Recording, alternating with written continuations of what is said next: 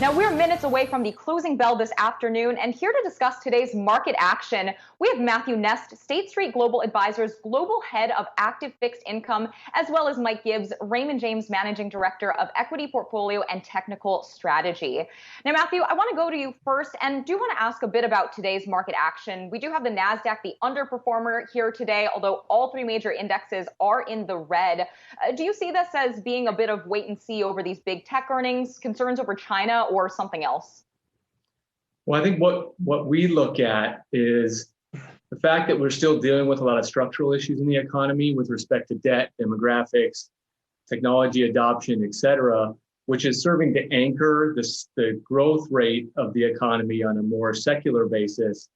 And a couple months ago, while we're still running at elevated levels of growth, we did see those levels turn over. So most of the activity indicators we look at, forward-looking indicators we look at, did roll over from their peaks in April. And that's probably why you've seen some more skittishness with respect to the equity markets and also lower interest rates over the past several months. All right, we'll keep it right here to our panel. Do you want to give one final look here at the markets as we head into the final 30 seconds of today's trading day? Again, we do have all three major averages in the red, holding lower throughout today's trading session. The NASDAQ, the underperformer here, down about 1.2% as we speak. Should note, though, that the S&P 500, Dow, and NASDAQ were each at record levels as of yesterday's close, so we are pulling back from those levels. And as we take it now to the closing bell.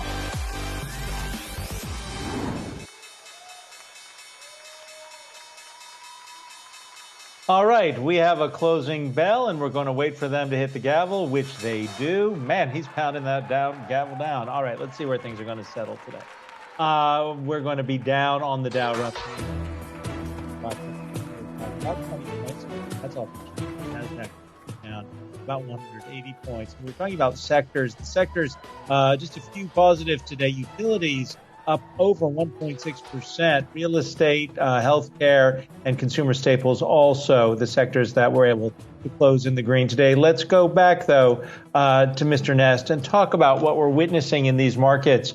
And I want to go back, Matthew, to something you were talking about in April. You had been more positive when it came to bonds than perhaps where you are now. There's an article, it might have been in the Journal this morning, talking about the interest rate on the 10-year, the real interest rate, the return is negative 1%. How much longer can we sustain this for investors? Because people have to go to bonds at some point. Yeah, if you look at bonds in the context of the broader capital markets, they don't look terrible. I mean, equity valuations are extremely high, credit spreads are extremely tight. And globally, if you look at interest rates, we see levels of zero or even sub-zero on a nominal basis. So looking at U.S. interest rates in that context doesn't, make them look all that unattractive. It's probably true that after the recent move from, 175 down to 125, we're bleeding into rich territory again as it relates to interest rates. But these levels between 1% and 2% can sustain themselves for years. Matthew, this is Emily. I do want to ask a bit about tomorrow's FOMC meeting. Of course, this is likely to be a sort of non-event for the markets, is sort of what a lot of investors and strategists have been saying, really likely to not get too much on the asset tapering front. But what's your expectation there on the tone that Fed Chair Jerome Powell and the statement is going to strike about the Delta variant concerns, as well as these higher than expected inflation prints we've been getting? Yeah, I think they'll continue to talk the same talk they've been talking about for the last several months. So we expect a lot of this pickup to be transitory. We're looking through that. We expect the economy to continue to need support. But remember, the last time the Fed came out and Chair Powell spoke, we had a fairly significant move in the term structure of interest rates. So shorter term interest rates moved higher. And that's what really kickstarted the move lower in longer term interest rates. So even little things could shake the market here, depending on how they come out. I just want to remind everybody, we are waiting on Microsoft, Apple, and Alphabet earnings after the bell. Back to Matthew, though. You've talked about the fact that the credit, at least for a lot of companies, is actually improving. What do you expect as far as upgrades? Where are we headed on that? We're expecting between $200 and $300 billion of high yield corporate credits moving into investment grade over the next couple of years. This is in diametric opposition to where we were a year ago during the depths of the COVID crisis, where a lot of companies were being downgraded. But with the vaccinations, with the speed of the recovery, with the reopening trade that's on, a lot of the fundamentals are improving for these underlying corporates. And that's likely to mean they get re-upgraded into the investment grade space. And you've seen pricing reflect that as credit spreads have narrowed fairly dramatically throughout the course of the last year into this year. Well, we want to turn now to Yahoo Finance's own Dan Howley, who's standing by with earnings results from Microsoft. Dan, what are the results looking like? That's right. We have a big beat from Microsoft this quarter. They came in with revenue of $46.15 billion. That's compared to the $44.25 billion they were expecting. Earnings per share at $2.17 versus $1.92, what was expected. And I just want to break down the main categories for them. We have the intelligent cloud that brought in $17.38 billion. That's versus the $16.4 billion that they were expecting. And then the productivity and business processes, that's where we're going to get the stuff like Office 365. That came in with $14.69 billion versus $13.9 billion. And then I just want to point out more personal computing. That was at $14.09 billion versus the $13.8 billion that was expected. That will not be impacted or was not impacted by Windows 11 licenses. They're deferring that until Windows 11 is made publicly available, and then we'll start to see the revenue from that start to come in. But obviously another big quarter for Microsoft powered by its cloud. All right. Thank you so much, Dan Howley. Should note, though, that Microsoft shares are down about 2% now in late trading, despite that beat. Now, do you want to turn it back to you, Matthew? One of the things I wanted to ask about is on the economic data we've been getting recently, a bit of a mixed bag here. We did get those Case-Shiller housing numbers, surprising to the upside with those price increases coming in at the highest on record. But of course, we did get the Conference Board's consumer confidence coming in much higher than expected as well. So where are you seeing these relative pockets of strength and weakness as it relates to economic growth? Yeah, I think the key to remember here is that growth rates are likely to remain above trend for the next several quarters. But almost importantly is that sequentially, we're likely to see a slowdown, right? The second quarter is likely to print between 7.5% and 8% annualized GDP.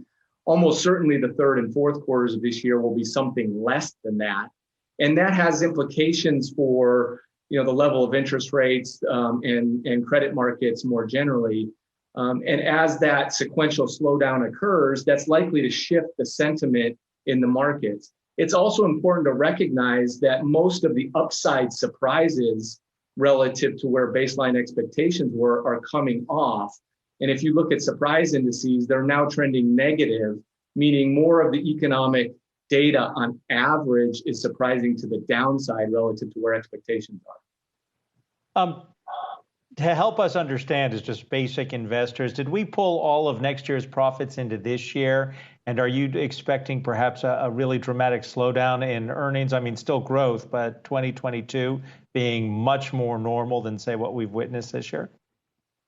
Yeah, I think we're going to trend back towards normal, right? And that in the longer run context is something to the tune of 1% to 2% in real GDP growth.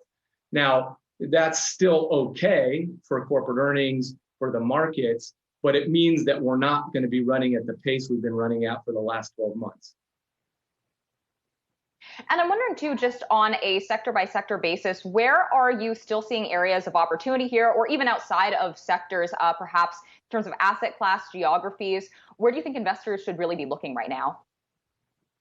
Yeah, so there's a couple areas that, are areas of concern. I mean, investment grade and high yield credit, for example, are pricing in a lot of this recovery. Investment grade spreads are at all-time tights when adjusting for things like duration and credit quality. There's still some opportunities from a sector perspective in banking and energy, more the cyclical sectors as we continue to reopen. We're also finding opportunities in emerging markets, both local currency debt and hard currency debt, and commercial mortgage-backed securities. So there's a lot of talk around death of the mall and a lot of talk of return to the office and how much commercial real estate is going to take a hit on the back of that. but pricing is reflecting that. And if you can sort through some of that, there's certainly opportunities as in the space as those markets have lagged the investment grade and high yield corporate credit markets. How long until your competitors or your peers actually catch on to what you just talked about with the prices of commercial real estate and some of the assets tied to those get back to, I don't want to say normal because nobody truly knows what normal is going to look like post-pandemic, but when are they going to catch on? Because we had a guest on the other day who pointed out the same thing, that this is an opportunity right now. Yeah, I think they are catching on. So pricing has moved from, again, 12 months ago, where things were really, really uncertain. And we'll start to get more clarity as people do start to return to the office. And we'll get a sense for how much work from home or how much work from remote areas is likely to occur. And then we'll get a sense for, what New York real estate is likely to look like and the cash flows associated with that sector. And that will give people more confidence investing in these types of securities. And then, you'll see broader adoption of these types of strategies and investments, which will hopefully favor, our early investment in the sector.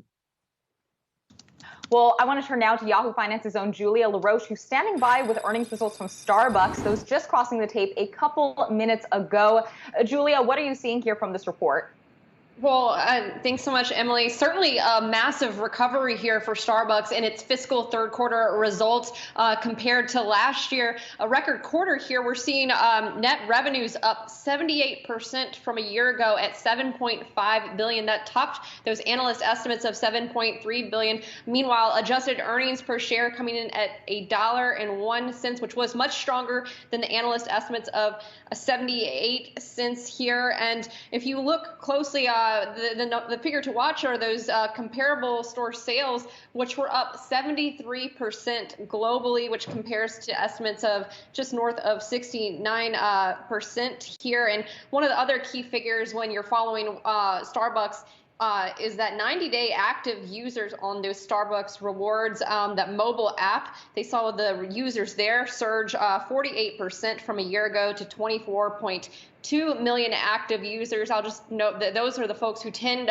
to frequent the stores more, spend more, so you really want to get them in that digital flywheel. They also opened, or they've now reached in China, rather. They've now surpassed more than 5,000 stores in China. Also, they now have a record number of stores for Starbucks worldwide at 33,295. Just quickly checking the share price, though, off about 2.4% here on this earnings report. We'll continue to go through that. Emily?